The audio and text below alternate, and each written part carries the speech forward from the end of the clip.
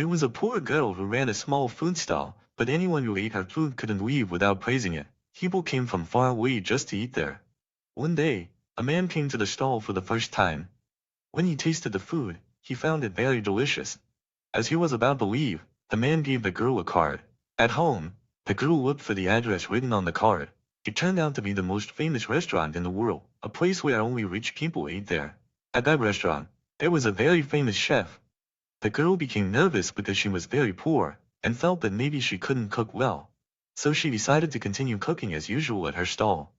That same day, a luxury car came to pick her up. Tired of her poverty, the girl got into the car. He was taken to a luxurious kitchen where everything was luxurious.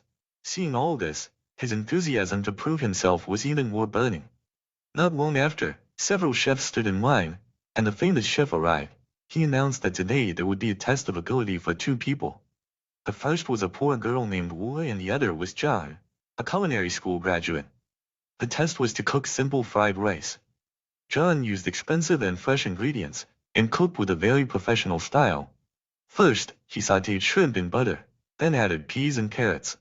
Meanwhile, Wu took leftover rice from the refrigerator, 2 eggs, and began frying them over high heat, his stall style.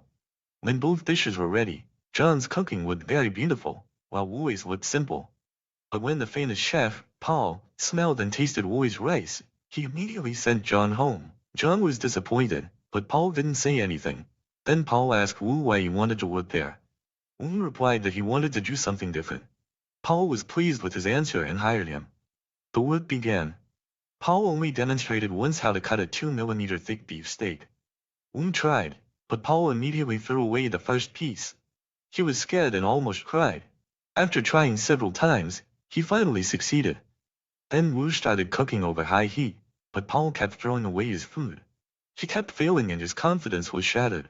He cried and intended to return to his village. But then he took courage and returned to the kitchen. He worked hard all night. The next day, everyone saw that he looked tired, but there was a different spirit in his eyes. He began frying the beef quickly without stopping. His hands were burned, but he didn't give up. When Paul tasted his beef, he was amazed. It was so delicious it melted in his mouth. He didn't say anything, but it was clear from his face that Wu had now become a great chef.